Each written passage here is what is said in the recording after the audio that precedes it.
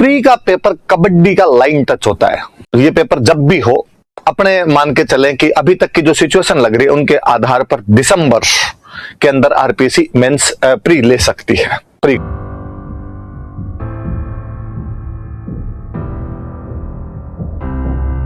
सुनो कुछ, आज आप कमेंट मत कीजिए, थोड़ी सी मेरी बातें सुनिए, अपने घर की सी बात करते हैं।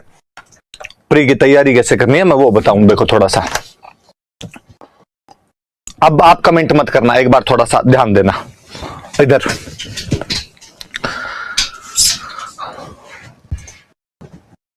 आप यदि प्री वाला सिलेबस उठा के देखेंगे ना तो उसमें बेसिकली 5 बड़े सब्जेक्ट आते हैं।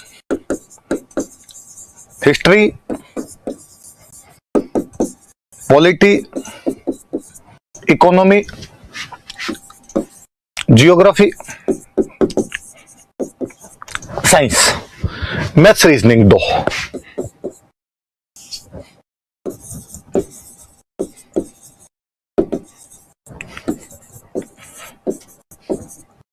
रीजनिंग और मैथ्स। मैं इधर से यदि लगूं तो मैथ्स ऐसा सब्जेक्ट है जो जिसको आता है उसको आता है, नहीं आता है वो भले बूंद बुआली खा के मर जाए तो ही नहीं आए। इसलिए जिनको नहीं आता है वो ज्यादा खुश होइए कि अपने को एक कम पढ़ना है। वो इस बात में राजी रही है कि कम से कम ये तो नहीं पढ़ना पड़ेगा, ज्यादा माथापच्ची नहीं करनी अपने को। 7-8 सवाल आते हैं, आप यूं मान लेना जिनको नहीं आता है कि अपने 142 आएंगे क्वेश्चन, अपने उनमें से करके आएंगे। प्री का पेपर कबड्डी का लाइन टच होता है। कबड्डी में आप लाइन टच करके वापस जा सकते हो, वहां से आपको फेल नहीं माना जाता है। एग्जैक्टली प्री जो है वो कट ऑफ पार करनी होती है आपको। सपोज दैट कट ऑफ 95 जाती है, मैं कहूंगी बॉयज की 95 कट ऑफ जाती है, गर्ल्स की 85 जाती है। मैं ऐसा बता रहा हूं ना, एग्जैक्टली ऐसा कुछ नहीं आप कहोगे सर इतनी जाएगी क्या उतनी जाएगी, इस पे नहीं, एक बार आप समझिए मेरी बात को। अब यदि किसी के गर्ल्स में 85 मेरिट जाती है, कट ऑफ जाती है, किसी के 86 आते हैं तब भी उसे मेंस दिलवाएंगे। किसी के 89 आएंगे तो भी वो मेंस देगी, 99 आएंगे तो भी मेंस देगी, 199 आएंगे तो भी मेंस देगी। ये तो है नहीं कि 120 क्रॉस करते उस लड़की को कहेंगे कि बहन जी आप किधर हो, आपका तो डायरेक्टिव इंटरव्यू करवाना पड़ जाएगा, आपका तो मेंस लेके क्या करेंगे, ये तो कहा नहीं जाएगा। या किसी लड़के का यदि 95 से ऊपर नंबर आ रहे हैं और तो उसको कह दिया जाए कि भाई तू मेंस मत दे, तू डायरेक्ट इंटरव्यू दे दे। नहीं साहब, लाइन टच है, सबको मेंस ही लिखना पड़ेगा अपने आप के अंदर। तो यदि किसी के बहुत ज्यादा कमजोर हो तो वो लोड ना ले, क्योंकि अक्सर मैं स्टूडेंट को इन बातों के लिए लोड लेता हुआ देखता रहता हूं कि सर मैथ्स नहीं आती, इसका क्या करें। नहीं आती, राजी रहना, और ज्यादा राजी रहना। रीजनिंग ऐसा सब्जेक्ट है जो आपने सबको ही आता है। मम्मी की, बुआ की, चाची की क्या लगती है, अब इनमें तो यार क्या ही पढ़ा जाना चाहिए। मुझे तो कई बार लगता है कि यार रीजनिंग में पढ़ने लायक चीज भी क्या होती है। थोड़ा सा दिमाग लगाए बंदा तो ये तो किया ही जा सकता है। तो जिनकी मैथ्स कमजोर हो वो इधर रीजनिंग की तरफ ध्यान दे ले थोड़ा सा। और जो इंजीनियरिंग बैकग्राउंड वाले, आप में से साइंस बैकग्राउंड के, कॉमर्स बैकग्राउंड के, या आर्ट्स में भी जिनकी मैथ्स अच्छी हो, कईयों का रीजनिंग अच्छा रहता है, आर्ट्स वालों का भी, वो अपने इन दोनों का तैयार कर ले, अच्छे से तैयार कर ले। मैं इन बाकी 5 पे आता हूं। इन मैं 5 के अंदर राजस्थान को इंक्लूड करता हूं। किन सब में राजस्थान है, यहां तक मैं साइंस को छोड़ दूं, साइंस में राजस्थान है, इन सब के अंदर राजस्थान है। एक काम करना, ये पेपर जब भी हो, अपने मान के चलें कि अभी तक की जो सिचुएशन लग रही है उनके आधार पर दिसंबर के अंदर आरपीएससी मेंस प्री ले सकती है। प्री का पेपर हो सकता है दिसंबर के अंदर, है ना, मिनिमम अपने मान के चलें कि वहां तक की मुझे ऐसा लगता है कि 28 जुलाई से 28 अगस्त तक तो फॉर्म का कहा उन्होंने, और 28 अगस्त के फॉर्म भरने के 3 महीने का लगभग टाइम दे देते हैं। तो सितंबर, अक्टूबर, नवंबर कंप्लीट, दिसंबर के अंदर ये कभी भी पेपर ले ले, अपने पास में ये हो मान लो, तो अपने कहेंगे भाई अपने पास में 4-4.5 महीने का ऐसा कुछ टाइम मिल जाए अपने को। ये 5 सब्जेक्ट पढ़ने हैं बड़े तौर पर अपने को, 3 हिस्ट्री, पॉलिटी, इकोनॉमी, ज्योग्राफी और साइंस। इन 5 पेपर को इस प्रकार पढ़ना कि इनको मेंस में ना पढ़ना पड़े, है ना। कई बार स्टूडेंट सोचता है प्री की करूं या प्री और मेंस की करूं, किस प्रकार से चीजें की जाए। ये 5 पेपर ऐसे पढ़ने हैं कि प्री में इतने पढ़ लिए जाएं कि मेंस के टाइम में इनका कोई दोहराव करने की आवश्यकता नहीं पड़े। तब अपने को लगे कि इनका तो मैं रिवीजन भी मारूंगा ना एक बार कभी उठ के, तब मैं कर लूंगा। हो सके तो इन पांचों को जब पढ़ो तब साथ के अंदर एक रजिस्टर लेके बैठो। मेंस टाइप की जो कोई चीज है, कारण परिणाम टाइप की जो कोई चीज है, उनको अपने शॉर्ट नोट्स बना लो वहां पर कि यार मेंस आएगा तब मैं इस रजिस्टर को उठा के इसमें से देख लूंगा, बाकी चीजें मुझे देखने की आवश्यकता नहीं है। क्या पढ़ना है इनके अंदर, क्या पढ़ना है? नोट्स पढ़ने हैं, नोट्स रट्टे मारने हैं, नोट्स के घोटे मारने हैं। आप कैसे याद करते हो किसी को, ये आप पर डिपेंड करता है। कई बार स्टूडेंट सोचता है मेरे ये सब्जेक्ट समझ नहीं आता, मेरे इसके कंसेप्ट क्लियर नहीं हुए। इतने नहीं सोचने होते जी, चीजों को पढ़नी होती है, पढ़ ली जाए, हो जाती है। एक बार नहीं 2 बार उन चीजों को पढ़ोगे, चीजें याद हो जाएगी। पूछ लो किसी से, अपने साथ वाले से पूछ लो, कोचिंग आके पूछ लो, मास्टर से पूछ लो, बता देगा, चीजें समझ में आ जाएगी। आर्ट्स के सब्जेक्ट ऐसे सब्जेक्ट होते हैं जो जनरल सब्जेक्ट होते हैं, किसी को भी आ सकते हैं। तो इनमें कोई आर्किमिडीज का सिद्धांत भी लगता नहीं है कि ये सर मेरे को समझ में आता है, ये मेरे को समझ में नहीं आता है। पढ़ोगे 2 बार पढ़ोगे, समझ के अंदर चीजें आ जाएगी। बार बार पढ़ा जाए, नोट्स याद किए जाए, इनके बहुत अच्छे से नोट्स याद किए जाए। साइंस के अंदर मैं टेक्नोलॉजी भी जोड़ता हूं इसमें, ना टेक्नोलॉजी भी इसके अंदर शामिल हो। नोट्स अच्छे से याद किए जाए। पुराने जितने पेपर निकाले जा सकते हैं वो सारे पेपर निकाल लिए जाए। पुराने पेपर्स खूब सारे सॉल्व किए जाए। मैं अक्सर जब भी बच्चों को कहता हूं कि पुराने पेपर सॉल्व करना, तो बच्चे कहते हैं कर लिए। तुम लोग कर लिए मतलब इतने जल्दी कैसे कर दिए? उसने सर 3 ही तो पेपर हुए हैं पुराने, 13, 16, 18, और वो तीनों मैंने सॉल्व कर लिए ना। बोला गलत है तू। पुराने पेपर कहने का मतलब है आरपीएससी ने जो कोई एग्जाम लिया उन सब के पेपर सॉल्व कर ले। मैं कहता हूं फर्स्ट ग्रेड लेक्चरर के अंदर यदि कोई हिस्ट्री का क्वेश्चन आया है कि मान लो उसमें क्वेश्चन आया कि गांधी जी को भारत छोड़ो आंदोलन के दौरान कहां पर गिरफ्तार करके रखा गया था, क्या वो आरएस वाले नहीं पूछ सकते? उसके अंदर कोई क्वेश्चन आ रखा हो आपने कि त्रिपुरी अधिवेशन में सुभाष चंद्र बोस के सामने किसने चुनाव लड़ा था, तो क्या आरएस के अंदर नहीं पूछा जा सकता? तो इस प्रकार का कोई क्वेश्चन उधर आया तो इधर पूछा जा सकता है। और यदि आप पुराने पेपर सॉल्व करेंगे ना, तो आप पाएंगे कि लगभग 20% के आसपास के जो क्वेश्चन है वो रिपीट है। या तो कभी क्वेश्चन आया है और उसके नीचे जो ऑप्शन दे रखे हैं, साल भर बाद किसी एग्जाम में ऑप्शन को क्वेश्चन बना दिया, क्वेश्चन को ऑप्शन के अंदर डाल दिया। कुल मिला के चीज वही पूछना चाहता है वो। एक बार उसने पूछा कि ब्रह्मगुप्त की पुस्तक कौन सी है, अगली बार उसने कहा इस पुस्तक का लेखक बताइए।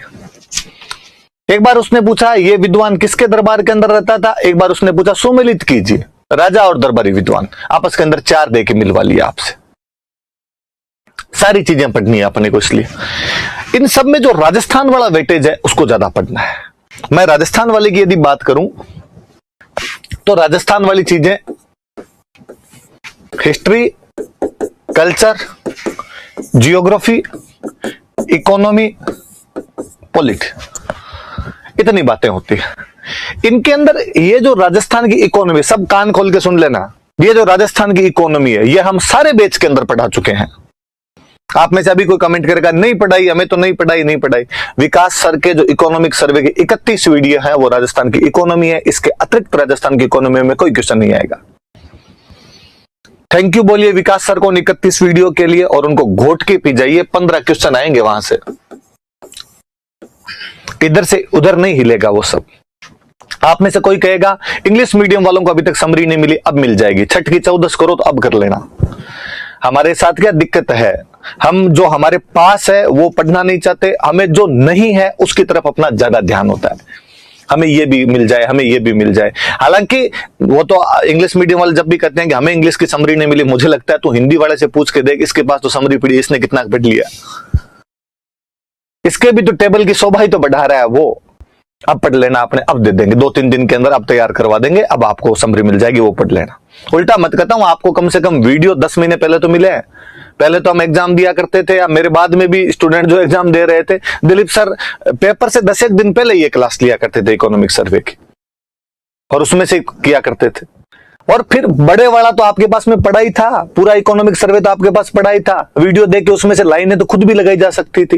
ये केवल अपने बहाने होते हैं, पर हम तो आपको उन बहानों का मौका भी नहीं देंगे। ये बहाने भी दूर कर दिए जाएंगे। 3-4 दिन के अंदर इंग्लिश वालों का इकोनॉमिक सर्वे का आ जाएगा। इसलिए इस प्रकार का कोई भी वीडियो अब मैसेज ना किया जाए इनके नीचे कि सर हमें वो नहीं मिला, हमें ये नहीं मिला। 15 क्वेश्चन आते हैं करंट के। करंट के क्वेश्चन आएंगे। सर करंट कहां से पढ़े? आज से एग्जैक्टली आज से। आज क्या तारीख है? है 21 जुलाई है आज। 21 जुलाई से करंट पढ़ना शुरू किया जाए। पीछे वाला छोड़ दो एक बार, अब वाला तो पढ़ लो। दिसंबर तक 6 महीने का तो तैयार कर लोगे। स्टूडेंट इस सोच में दुबला पतला रहता है, कहां से शुरू करूं, 6 महीने का आएगा या 12 महीने का आएगा, उससे पुराना तो नहीं पूछ लेंगे सर। कब तक का पूछ लेते, एग्जाम से कितने दिन पहले तक का पूछ लेते। तू आज से पढ़ भाई रे, 6 महीने वाला तो कर ले तू। ये होगा, पुराने वाली भी चीजें आ जाएगी। कोचिंग में बाकायदा नोट्स मिल जाएंगे करंट के एकदम, कि कहां तक क्या आएगी, और पढ़ लेना उनके साथ में। अब तक नहीं पढ़ा, उसकी चिंता के अंदर दुबले पतले क्यों हो हम, अब वाली चीजें कर ली जाए। मुझे हमेशा लगता है कि यार यदि कोई मैथ्स बैकग्राउंड वाले, जो साइंस बैकग्राउंड वाले स्टूडेंट होते हैं, वो यार 15 इकोनॉमिक सर्वे के करके आए, 15 क्वेश्चन जो है वो आपके इसके करंट के करें, 15 क्वेश्चन उनके मैथ्स रीजनिंग के आते हैं। तो 45 क्वेश्चन का जुगाड़ तो ये पेपर खुद दे रहा है आपको चला के, कि ये तो कोई कर लेगा। अब कोई आर्ट्स वाला कहता है सर पर हमारे तो मैथ्स रीजनिंग नहीं आती ना, हम कहां से करें। अरे तुम्हारे को इस प्रकार का सब्जेक्ट आएगा जिसमें तुम लेके आ जाओगे नंबर। ये 30 नंबर सबके लिए बोनस है। 30 क्वेश्चन, 30 नंबर में 30 क्वेश्चन। इस बार अपने यदि सोचे भी कि मेरिट भाई थोड़ी थोड़ी ऊपर चली जाती है, मैं कहूं कि मैंने जो बताया वही मेरिट वाला जी क्राइटेरिया रह जाए, कि 95 चली जाए बॉयज की, 85 कार्य सेवा नियमों में संशोधन किए हैं, ओबीसी जनरल की मेरिट यदि बराबर जाएगी तो मेरिट थोड़ी ऊपर चली जाएगी अपने आप में। पहले क्या करते, ओबीसी की मेरिट ऊपर जाती, जनरल की मेरिट कम रहती, फिर ओबीसी की मेरिट को वहीं तक लेके आ जाते जनरल तक, तो लड़के थोड़े ज्यादा पास हो जाते। अब की बार ये करें हम मेरिट वैसे बराबर ही रख देंगे वहां पर, तो थोड़ी मेरिट का लेवल ऊपर चला जाएगा तो भी वो बीच में से आप निकालोगे ना, तो वो लगभग ये 90-95 के आसपास में रहेगा, वहां तक जाएगा। 90-95 नंबर है ना 200 में से, इसका मतलब 50% तो मेरिट नहीं जा रही। 200 में से 100 नंबर, 100 मान लो, मैं तो कहता हूं 100 चली जाएगी तो भी 50%। इसका मतलब 150 में से 75 क्वेश्चन जिसके सही हो जाते हैं उसका सिलेक्शन हो जाएगा। मैं लिख के दूं आपको कि 150 में से 125 से ऊपर क्वेश्चन नोट्स के अंदर से आते हैं, बाहर से नहीं आते। ये डिपेंड आप पर करता है कि आप उन 125 क्वेश्चन को किस प्रकार तैयार करते हैं, या उन 25 क्वेश्चनों की चिंता के अंदर मरते रहते हैं कि ये कहां से होंगे, ये कहां से होंगे। पुराने पेपर सारे सोल्व कर लेना। टेस्ट सीरीज चले आपने, आपके लिए अब बाकायदा प्री के हिसाब से टेस्ट लेने शुरू कर देंगे हम, वो सारे टेस्ट देना। भले ही आपको उस दिन तैयारी हो, भले ही आपकी उस दिन तैयारी नहीं हो, ऐसा कभी नहीं हो कि आप टेस्ट छोड़ दो। मैंने ये अक्सर सेलेक्ट लोगों से सुना, मैंने उपेंद्र जी की कभी आपको बात बताई होगी, वो एक दिन हमें बता रहे थे कि कई बार ऐसा होता था कि मेरे टेस्ट की तैयारी नहीं होती थी, पर फिर भी मैं टेस्ट देने सर हमेशा आया करता था। अभी मोनिका सामोर जिनकी 11th रैंक है, वो बता रहे थे कि सर मैंने इतने टेस्ट दिए थे यहां पर मेंस के, कि जब मैं वहां लिख रही थी तो मुझे लग रहा था जैसे यहां दे रही हूं टेस्ट वैसे वहां दे रही हूं। रैंक भी आई तो मुझे लगा स्प्रिंग बोर्ड में भी जो मेरी रैंक आती थी उधर मेरी रैंक आ गई। कितना इजी हो जाता है ये प्रोसेस अपने आप के अंदर, इसलिए पैनिक होने की कतई आवश्यकता नहीं है। अब तक किसी ने पढ़ाई नहीं की हो उसको भी पैनिक होने की आवश्यकता नहीं है, सिलेक्शन होते हैं। शिवाक्षी खंडल इस बाल वाला उदाहरण है। उन्होंने प्री का बैच ज्वाइन किया था, प्री वाले बैच के अंदर पढ़े, प्री पास हुआ, फिर मेंस का बैच ज्वाइन किया, मेंस वाले बैच में पढ़े, मेंस पास हुआ, इंटरव्यू वाला बैच ज्वाइन किया, इंटरव्यू के अंदर पढ़े, फाइनली 3rd रैंक है। टॉपर में उनमें कल से आप मार्कशीट देख रहे हो, 6 नंबर का फर्क है, मतलब 6 नंबर और होते तो आप टॉपर हो जाते। तो 3री रैंक का मतलब 1 नंबर रैंक है, 1st रैंक ही होना है, अपने आप के अंदर टॉपर होना ही है। टॉप 10 में जो भी आते हैं सबके नंबर लगभग बराबर से होते हैं, 5-7 नंबर का वेरिएशन होता है, उसके अंदर सारे सिमट जाते हैं। इसलिए ये दोनों चीजें बहुत अच्छे से तैयार की जाए, ये आपको दी जा चुकी है। करंट आप अब से पढ़ना शुरू कीजिए, हम और क्लासें लगाएंगे, हम और आपको नोट्स दे देंगे करंट के, उनसे चीजें हो जाएगी। बाकी वाली चीजें मैं राजस्थान वाली चीजों कह रहा था, ये 5 चीजें कि राजस्थान की हिस्ट्री, राजस्थान की कल्चर, राजस्थान की ज्योग्राफी, राजस्थान की इकोनॉमी और राजस्थान की पॉलिटी। राजस्थान की इकोनॉमी ये अपने हो गई, 4 चीजें अपने को पढ़नी, ये ज्यादा अच्छे से तैयार करनी है, क्योंकि इनका पोर्शन ये रहता है कि पिछली बार 150 क्वेश्चन थे प्रीलिम्स में, उनमें से 50 से अधिक राजस्थान था। कोशिश कीजिए आप खूब पढ़िए, जिन बच्चों की राजस्थान अच्छी होगी वो यहां तक पहुंचेंगे, 50 से 40-45 के क्वेश्चन आसपास करके आएंगे। कई बच्चे जिनकी राजस्थान इतनी अच्छी नहीं होती तो भी आप अच्छा इसको पढ़ के जाएंगे, 25-30 का स्कोर आराम से होगा। कई क्वेश्चन आपको देख के लगेंगे कि यार इतने इजी से सवाल पूछे जिसकी हद नहीं। अब कोई इधर से 15 करे, इधर से 15 करे, ये क्वेश्चन कितने हो गए आपके? 30 क्वेश्चन हो गए। इधर से यदि वो 25-30 का ही मत कहता हूं, 30 का जुगाड़ लेके बैठे तो 30 इधर से और करे, ये क्वेश्चन होते हैं 60। एकदम इजी सा सिस्टम है कि इतना पोर्शन अपने पास है, सामने दिखाई दे रहा है, यहां से ये 60 क्वेश्चन का तो कर सकते हैं। मैं ये नहीं कहता आपके 60 के 60 सही हो जाएंगे, ऊपर नीचे रहेगा, इसके अंदर भी ऊपर नीचे रहेगा। पर 50 क्वेश्चन मान लो ये आए, 30 क्वेश्चन ये आए, 80 में यदि अपना रेशियो 60 के आसपास जाता है, पीछे 70 क्वेश्चन और पड़े हैं अभी आपके पास में, कम से कम ही लाए ना तो 25-30 तो सही होते हैं, 25-30 सही होते हैं तो भी ये 60 ये बने, मगर तुम 25 भी सही होते हैं तो 85 के आसपास जाके पड़ते हैं, 30 होते हैं तो आपके 90 के आसपास होते हैं। आपको कोई नहीं हिलाए, 90 क्वेश्चन करके आओ तो मेरिट भले कितनी जाती हो, आपका प्री पास है। इसलिए प्री पास करना आरएस का दुनिया का सबसे सरलतम एग्जाम है।